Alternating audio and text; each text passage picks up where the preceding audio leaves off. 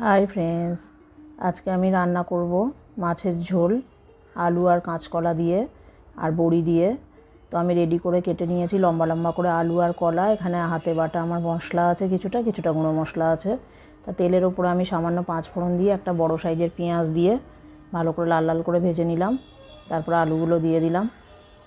আলুগুলো বেশ কিছুটা ভাজা হয়ে গেলে তার মধ্যে আমি কলাটাকে একটু সামান্য হলুদ দিয়ে কলার আঠাটাকে ধুয়ে নিচ্ছি। কলাটা কাটার পরে দেখবেন একটু আঠা আঠা হয়ে থাকে, একটু হলুদ দিয়ে ভালো করে কচলে ধুয়ে নিলে আঠাটা চলে যায়। এটা কাঁচকলা আছে, ভালো করে আমি আর হলুদ মাখিয়ে একটু ধুয়ে নিলাম জলে ফ্রেশ করে। তারপরে আমি দিয়ে দেব কড়াইতে। আর এদিকে আমার বাটা মশলার মধ্যে আছে 2 কোয়া রসুন দিয়েছি, আমি মাছ দিচ্ছি যেহেতু।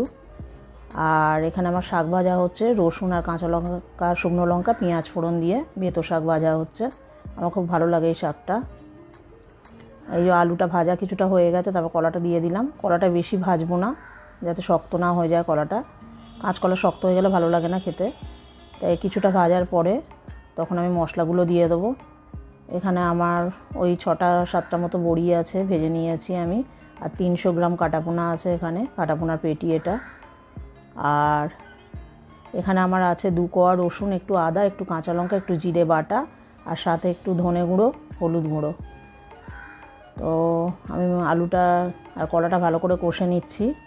এবার আমি যেহেতু সব তরকারিতে ব্যালেন্সের জন্য একটু চিনি দিই, অল্প চিনি দেবো আর নুন দেবো। নুনটা স্বাদ মতো দেবো। দিয়ে এটা ভালো করে কষিয়ে নেব। আর একটুখানি মশলা ধোয়া জলটা দিয়ে দিলাম, যাতে মশলাটা পুড়ে না যায়। ভালো করে কষে নেব। কষে নিয়ে তারপরে আমি স্বাদ মতো জল দিয়ে দেবো।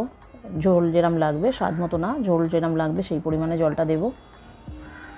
তো জল দিয়ে দেব। এবারে এর সবজিগুলো সব ভাজা হয়ে গেছে বেশিরভাগ, আলুটা কলাটা, তো বেশি টাইম লাগবে না।